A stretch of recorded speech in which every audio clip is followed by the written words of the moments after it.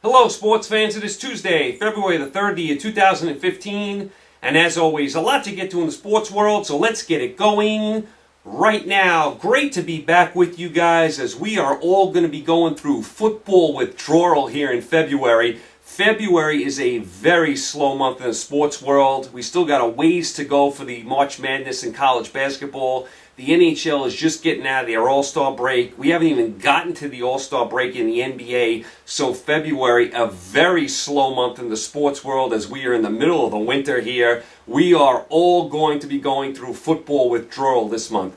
Anyway, I did want to touch on a little college basketball, a little NBA, and a little NHL today.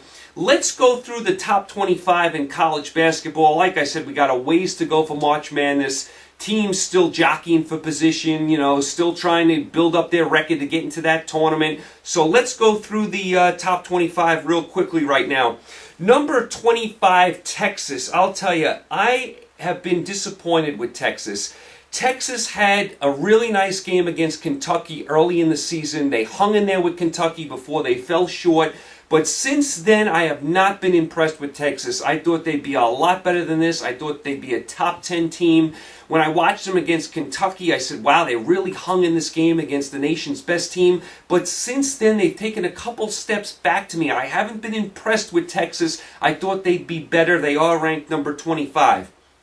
Number 24, Georgetown. They're another team, up and down. I've seen them have good wins. I've seen them have sloppy losses. Kind of up and down, Georgetown. No consistent play from them. Number 23, SMU. Larry Brown can flat out coach. Make no mistake about it. Whether it's college or the NBA, Larry Brown is a great coach. I mean, I know he doesn't stay in one spot and he changes teams a lot. The man can flat out coach. SMU was it was an impossible place to win in college basketball before Larry Brown got there. I don't remember SMU ever being good at all in college basketball. Larry Brown has really turned that program around. They barely missed the tournament last year. They're in the top 25 again this year. And it's a big event now to go to an SMU college basketball game. They get a great crowd there. The crowd is really into it. So Larry Brown has turned that program around. Give him all sorts of credit for that. The man can coach. Number 22, Butler. Butler, it now seems, is always in the top 25. We were wondering if Butler was going to be the same when they lost their coach to the Celtics. They're not as good now as they were in those years, but they're still in the top 25, and they play in that classic old barn that I love. So Butler ranked number 22. Number 21, Oklahoma. The Big 12 has a lot of good teams. Oklahoma, like Georgetown, is kind of up and down. I've seen them have some nice wins. I've seen them have some bad losses. Kind of up and down to me, Oklahoma. They're a good team, but do I think they could be a Final Four team? I don't think so. Not right now. Number 20, Ohio State. They got off to a sluggish start. They are playing better recently. Number 19, Baylor. I'll tell you, Baylor is putting together a nice sports program. I mean, Baylor in college football now has become a power. They have a new football stadium. The women's basketball team is always good. They've won a couple national championships. And now the men's team is starting to put some things together. So the Baylor athletic department is doing a nice job. Baylor is starting to become good in all sports. So nice job overall by the Baylor athletic department. Number 18, Virginia Commonwealth. They're another one of these little teams that you look up and they're always in the top 25. They did have a big loss. One of their best players is going to miss the rest of the season. That's a huge loss. I do like that the Virginia Commonwealth coach has been loyal to the school. He's had bigger offers from, other schools, bigger schools, but he stayed at Virginia Commonwealth. I like to see that. As he says, you don't mess with happy. He's happy there, so good for him. Number 17, Maryland. I did not think Maryland was going to be this good this year. I did not think they were a top 25 team. They have surprised me. Number 16, Wichita State. I'll tell you, first of all, I love their name. The Wichita State Wheat Shockers, the Shockers, really good name. And they play in a smaller arena, but it is electric. They have a really nice crowd, especially for a big game. Love watching Wichita State play at home against a big opponent. Really nice environment. Number 15, West Virginia. Another one, Huggy Bear Huggins can coach. I mean, whether it's at Cincinnati or Kansas State or here at West Virginia, Huggy Bear Huggins can coach. This team does a great job with their press, force a lot of turnovers. Number 14, Northern Iowa. How about Northern Iowa up to 14 in the rankings? Great job by them. They've always had a nice program, but they are really, really good this year. This is one of their better teams. Number 13, Utah. I'll tell you, I know Utah has done an overall nice job. They are one of the better teams in the country. They are ranked 13, but the one time I saw them, they got blown out by UCLA. So that left a bad taste in my mouth. I know everyone has bad games. I just happened to watch Utah when they got pasted by UCLA. That left a bad taste in my mouth, but overall, they're doing a great job. Number 13, that is really good for Utah. Number 12, North Carolina. They just lost at home to Virginia, and then over the weekend they blew a huge lead to Louisville. North Carolina is so up and down. They have talent, but they're so up and down. You don't know what you're getting from North Carolina, not only game to game, but minute to minute. They go on big runs. They give up big runs. They're all over the place, North Carolina. Number 11, Iowa State. I'll tell you, we know about the big venues in college basketball, you know, the great environments like Kentucky and Kansas, Louisville and Duke. Hilton Coliseum in Ames, Iowa is a very underrated building. Really great fans, really electric. Iowa State very rarely loses. You ever get out to Iowa, get to Ames and see an Iowa State Cyclone game. You will enjoy it. Number 10, Notre Dame. Notre Dame had the huge win against Duke, and then they went on the road and lost to Pittsburgh. But overall, Notre Dame, a fabulous season so far. Number 9, Louisville. They had the big comeback at home against North Carolina. I don't love Louisville's offense. They play great defense, but are they going to be able to score enough in a big spot? We'll keep an eye on that. I love Rick Pitino as a coach. By the way, Rick Pitino was wearing this all-white suit the other day. I mean, only he could pull that off. I mean, the whole crowd was wearing white. I guess it was a whiteout. And Rick Pitino had this pure white suit on, and only he could get away with that. He actually looked good in it. I could never pull it off, but he looked good in it. Number 8, Kansas. Kansas always seems to be in the top 10. Are they never in the top 10? I mean, they just keep reloading and reloading and reloading. Now listen, Kentucky bombed them early in the season. They beat them by 40, so that still sticks in my mind. But Kansas has improved since then. They always win the Big 12. You look up and Kansas is in first place again in the Big 12. And is there a better place in college basketball than Lawrence, Kansas, as far as that arena? I mean, Fog Allen Fieldhouse is to die for. I mean, what a great venue. It's one of the classics like Duke and Kentucky, and I just listed them before.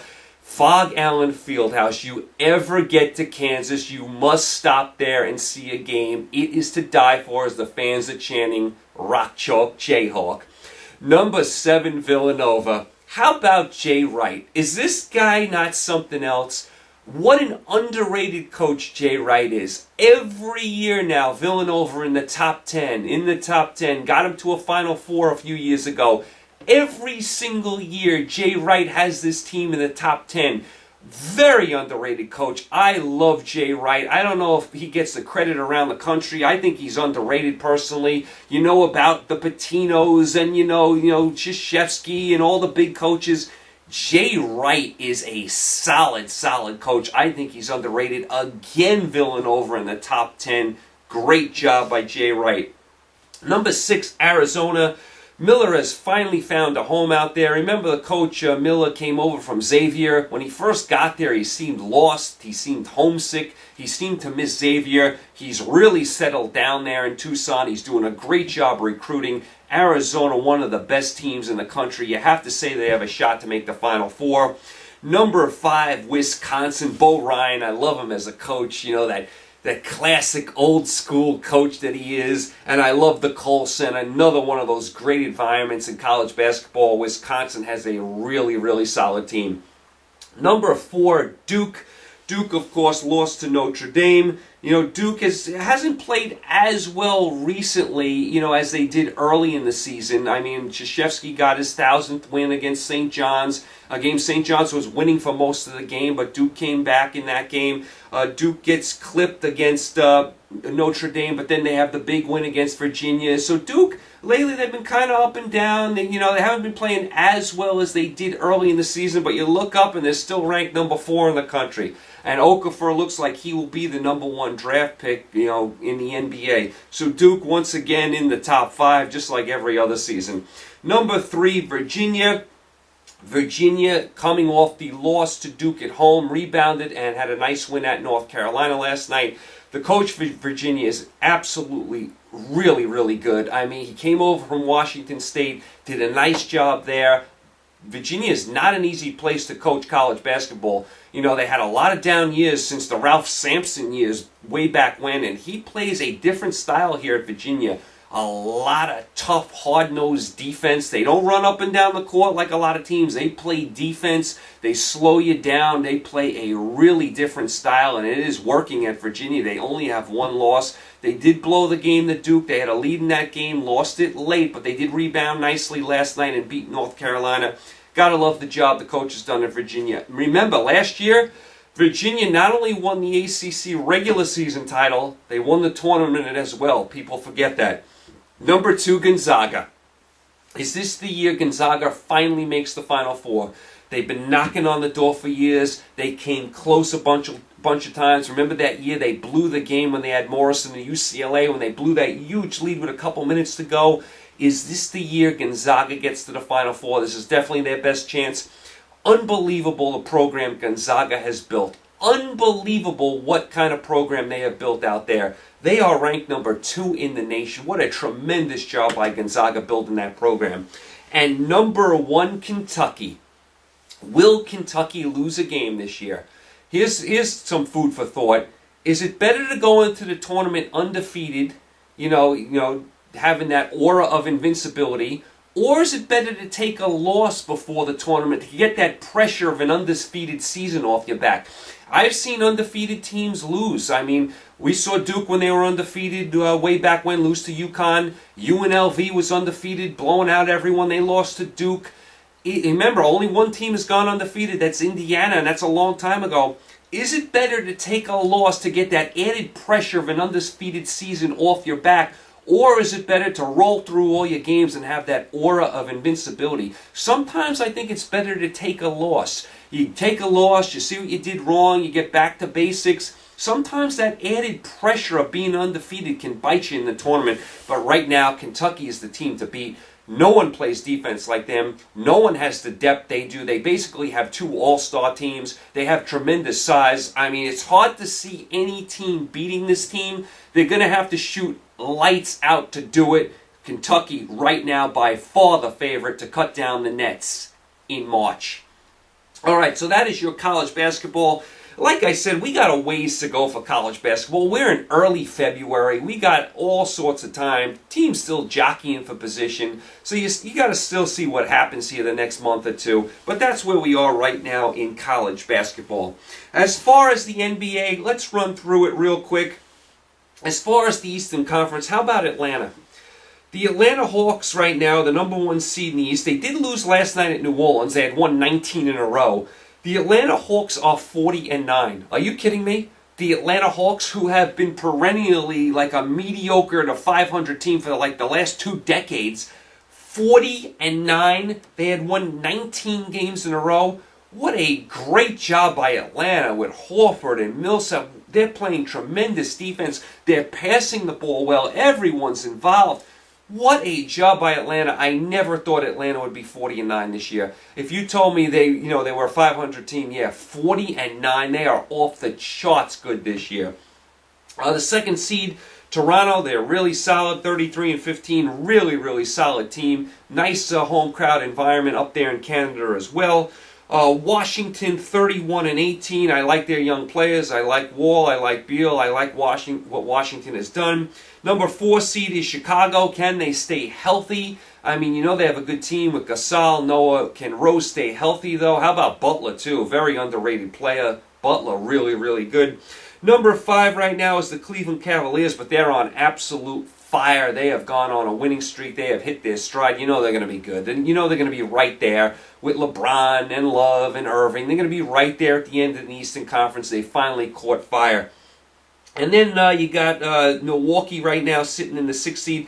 I got to give Milwaukee credit. They're 3 games over 500, and they lost Parker, their big draft pick for the year, early in the season, and they still managed to play good ball. They're probably going to make the playoffs. Now, listen, they're not going anywhere, but I know it's the Eastern Conference, and, you know, they say the West is better, but still, Milwaukee without Parker making the playoffs, 3 games over 500. Give Jason Kidd credit for keeping that team above water.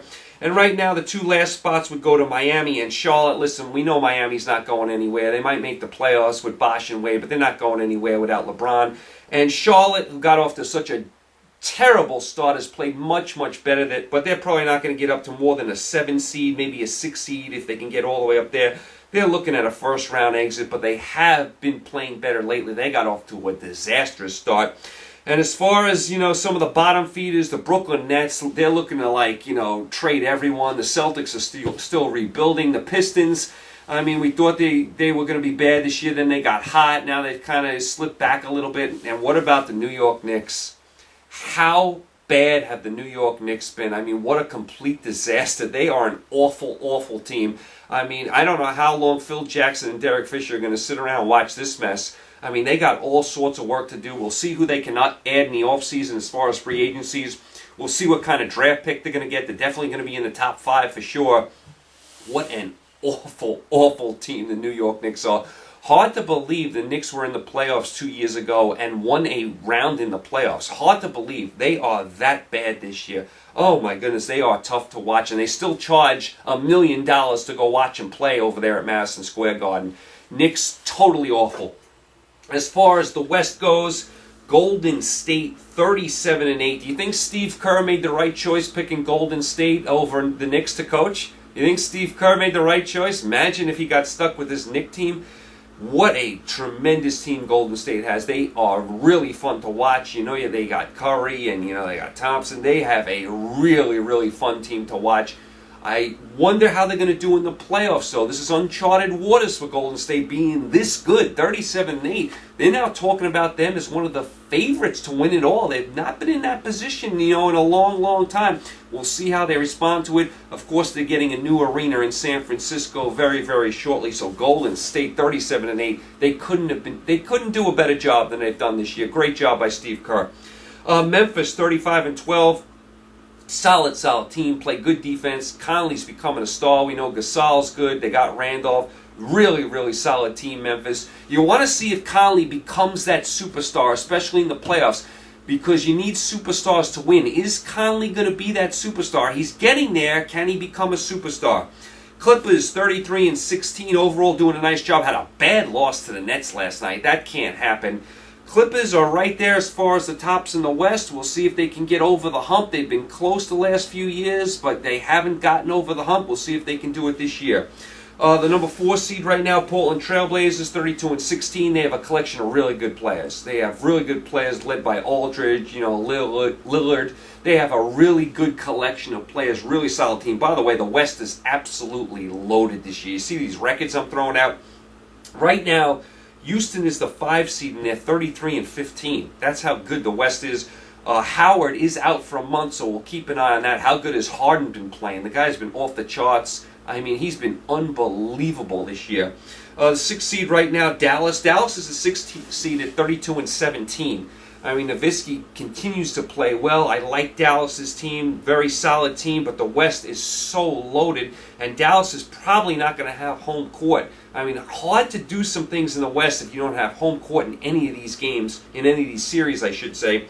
Right now, San Antonio is the 7 seed, you know, the defending champs. They're 30-18. They're the 7 seed, all starting to put it together. You know San Antonio's going to be there at the end. And they can take their game on the road. You know they can win on the road. It's amazing San Antonio is still this good after this long of being atop the mountain. It's amazing that they're still this good. Duncan, is he ever going to get old? Number 8 seed right now is Phoenix. They're 28-21. Phoenix has a nice team, but they got lost in the West with all these powerhouses, but they do have a nice team. And believe it or not, right now, Oklahoma City is not in a playoff spot. Durant is having all sorts of problems with his toe.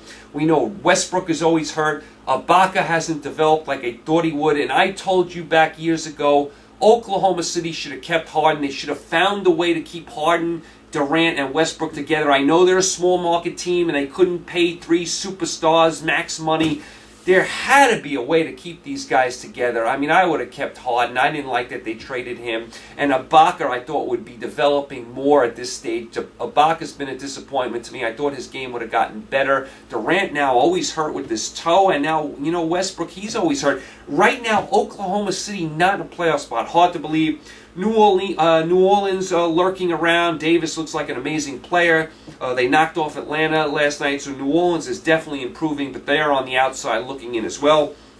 And how bad are the Lakers? Oh, the Lakers, how far have they fallen? I mean, Kobe Bryant out again. 3 years in a row Kobe Bryant has missed the whole season. He's done. He'll be back next year, but let's face it, he's done. He'll come back for another season. I think he'll be done after next year. I can't see him hanging on too much longer.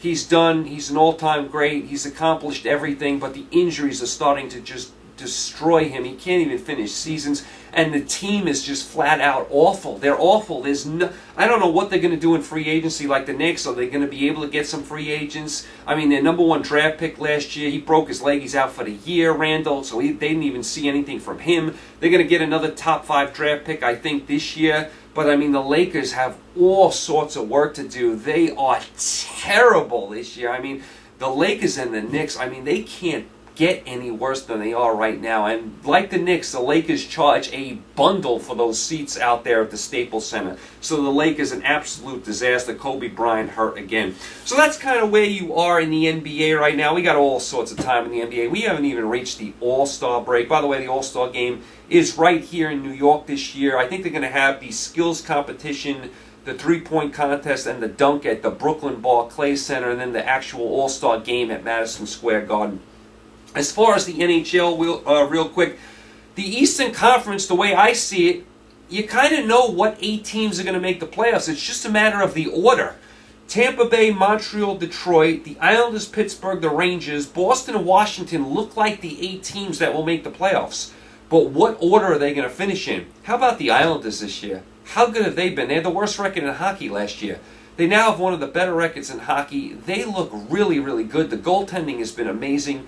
Really nice job by the Islanders. This is their last year at the Nassau Coliseum. They move to Brooklyn next year. The Islanders have been a shocking surprise this year. They have gone from worst to first. I mean, what a job by the Islanders.